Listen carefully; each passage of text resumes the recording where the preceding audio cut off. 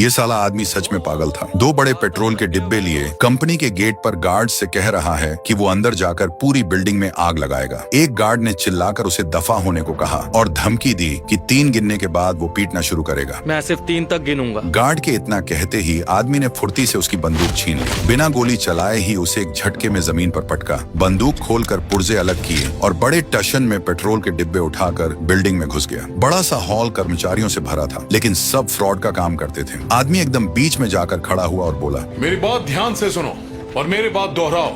मैं अब कभी कमजोरों से चोरी नहीं करूंगा। लेकिन ये लोग हंस रहे थे। उन्होंने बात को सीरियसली नहीं लिया। ये देखकर आदमी ने सीधे पास वाले कंप्यूटर और सामान पर तोड़फोड़ शुरू कर दी। वहाँ खड़े सब लोग एकदम सन्न रह गए। किसी ने सपने में भी नहीं सोचा था कि ये भाई सच में ऐसा करेगा, इसलिए सब डर कर पीछे पीछे बोलने लगे।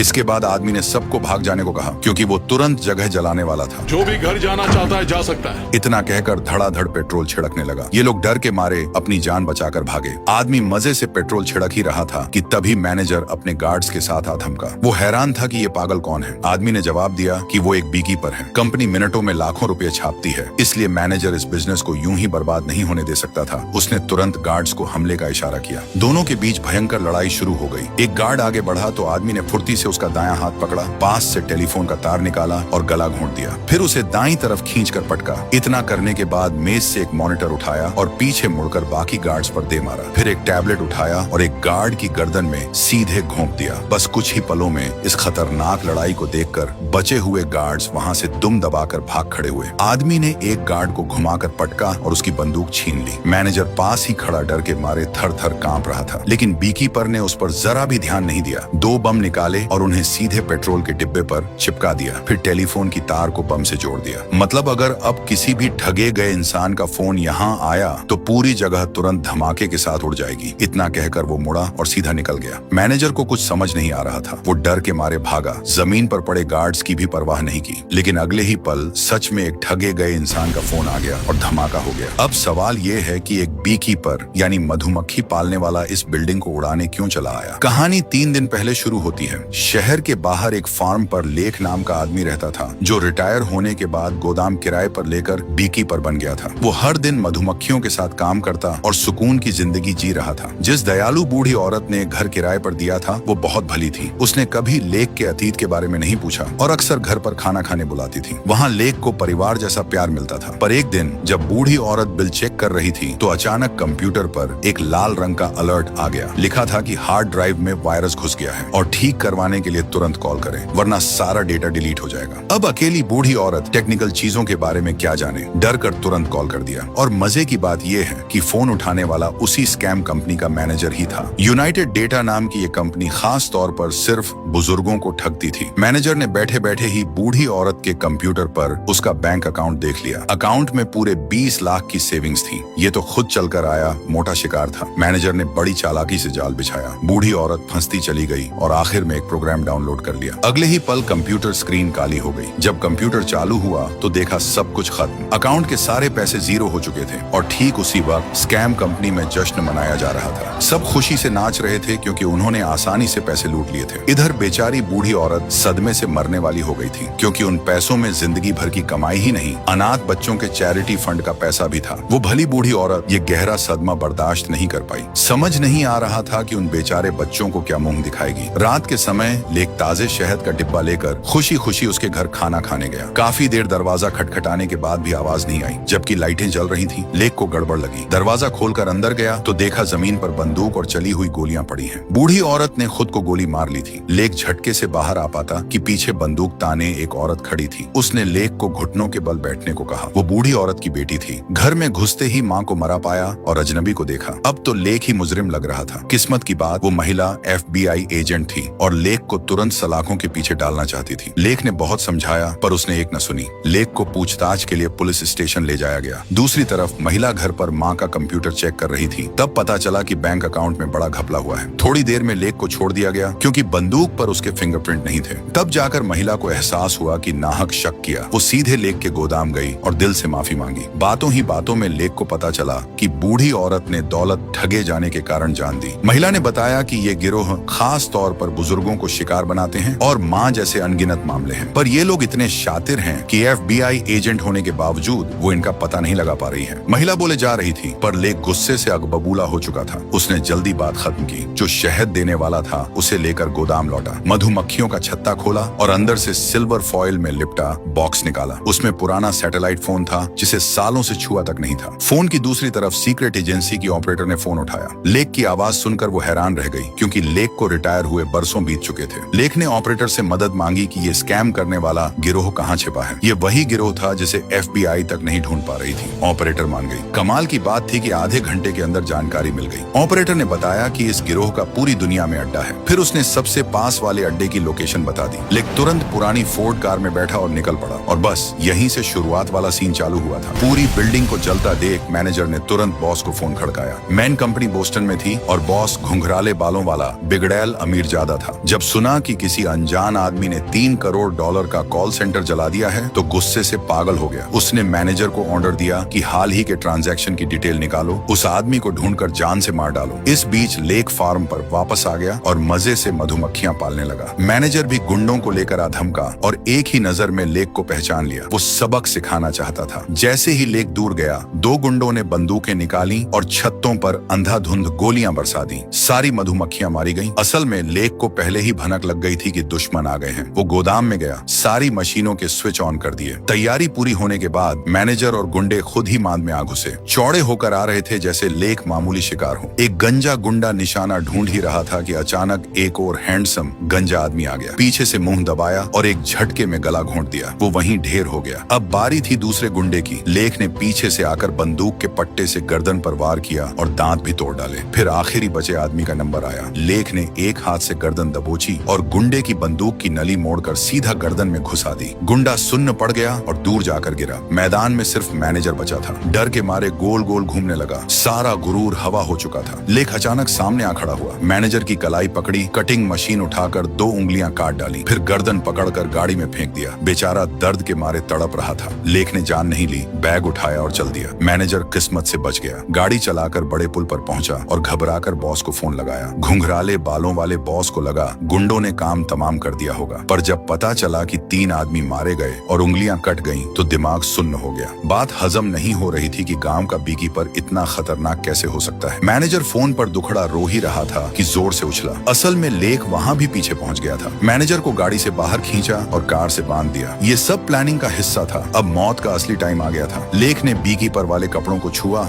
लगा अब सुकून भरे दिन कभी लौट कर नहीं आएंगे। फिर पुरानी फोर्ड कार चालू की। मैनेजर को मारने का यही बेस्ट तरीका था। फोन के दूसरी तरफ बॉस आदमी की चीखें सुनकर शॉक में था। तभी फोन पर अजनबी की आवाज सुनाई दी। उसी पल से बीकीपर लेक का अगला टारगेट वो बॉस बन गया। बॉस फोन पर बड़ी बड़ी हाँक रहा था, पर अंदर से डर रहा था। तुरंत कंपनी के सिक्योरिटी एडवाइजर से कांटेक्ट किया। ये बूढ़ा एडवाइजर कोई ऐरा गैरा नहीं था। CIA का पुराना डायरेक्टर रह चुका था और बॉस की मां ने बेटे की हरकतों को संभालने के लिए रखा था। बीकीपर नाम सुनते ही बूढ़े का दिमाग खराब हो गया। वैसे बॉस पंगा लेता रहता था और बूढ़ा बचा लेता था, पर इस बार बहुत बड़ी आफत मोल ले ली थी। बूढ़े को यकीन हो गया कि बॉस का बचना नामुमकिन है, पर वो कुछ कर नहीं सकता था क्योंकि खुद भी डरा हुआ था। बातें सुनकर बॉस के होश उड़ गए, पर बीकीपर चाहे जो हो वो इस बूढ़े को पीछे नहीं हटने देगा। थोड़ी देर बाद बूढ़े के पास बॉस की माँ का फोन आया। ये माँ भी मामूली औरत नहीं थी, बस एक बात बोली और बूढ़ा अपने आप बचाने को तैयार हो गया। बूढ़े ने बिना टाइम वेस्ट किए खुफिया एजेंसी वाले डायरेक्टर को फोन मिलाया। इस डायरेक्टर को खुद इसी बूढ़े ने ट्रेनिंग दी थी, इसलिए बात की इज्जत थी। पर जब डायरेक्टर ने सुना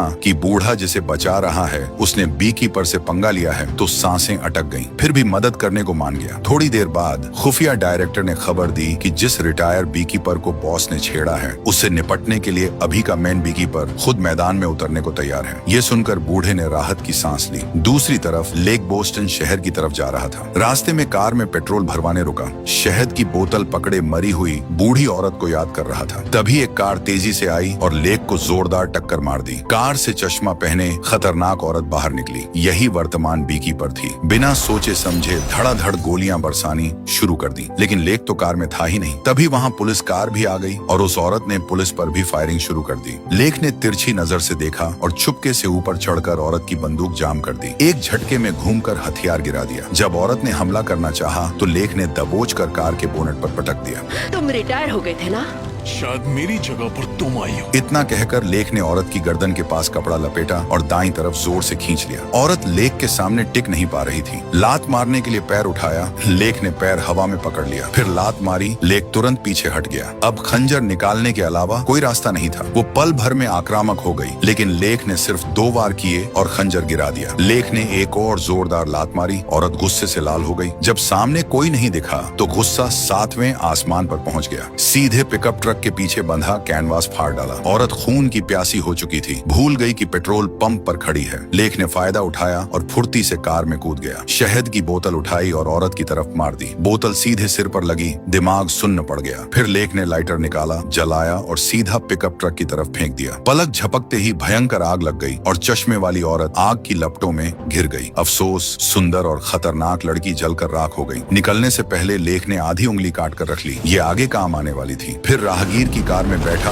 और भाग निकला। पीछे बहुत बड़ा धमाका हुआ। खुफिया डायरेक्टर को खबर मिली तो तुरंत बूढ़े को फोन लगाया, बताया कि मिशन फेल हो गया है, अब खुद रास्ता निकालना पड़ेगा। बिगड़ैल बॉस को बचाना बच्चों का खेल नहीं था। बूढ़े ने तुरंत सुपर एलीट फाइटर टीम बुलाई। सारे डेल्टा फोर्स के खतरनाक कमांडो थे। फिर उन सबको टॉप सीक्रेट प्लान के बारे में बताया, जिसका नाम था बी कीपर प्रोजेक्ट। पुरानी सरकारों का मानना था कि देश मधुमक्खी के छत्ते की तरह है। सुरक्षा मजबूत रखने के लिए छुपकर बी कीपर संगठन बनाया था। ये CIA और FBI से अलग और आजाद है। इनका एक ही काम है देश रूपी छत्ते को सुरक्षित रखना। बी कीपर आजाद और गुप्त जज की तरह होते हैं। कोई भी रिसोर्स इस्तेमाल कर सकते हैं और खुद फैसला लेकर सजा दे सकते हैं। लेख भी रिटायर बी कीपर है, पर अब वापस लौट आया है और मारकाट शुरू कर दी है। बूढ़े ने खतरनाक टीम को टारगेट दिया कि लेख को खत्म करना है। इसी बीच लेख सीक्रेट गोदाम के पास पहुंचा। चश्मे वाली औरत की कटी उंगली निकाली और स्कैनर पर लगा दी। तुरंत भारी दरवाजा खुल गया। ये खुफिया गोदामों में से एक था। लेख कंप्यूटर पर लॉग इन हुआ और मैनेजर के फोन का इस्तेमाल करके हेडक्वार्टर का असली पता ढूंढ निकाला। फिर हथियार और जरूरी चीजें उठाई और अगले शिकार की तरफ निकल पड़ा। हेडक्वार्टर बॉस की कमाई का सबसे बड़ा अड्डा था। बॉस की मां के आदेश पर स्पेशल फोर्स की पलटन हेडक्वार्टर के सामने तैनात कर दी गई। बिल्डिंग को बचाने का काम सौंपा गया और अंदर बूढ़े की टीम सुरक्षा संभाल रही थी। सबका एक ही निशाना था, बी कीपर लेख। जब स्पेशल फोर्स के लोग बाहर सिक्योरिटी की प्लानिंग कर रहे थे, टोपी पहने एक आम आदमी बीच में खड़ा हो गया और बोला, मुझे भी टीम में रख लो। कमांडर ने देखा आम आदमी है तो दफा होने को कहा, पर आदमी ने जवाब दिया,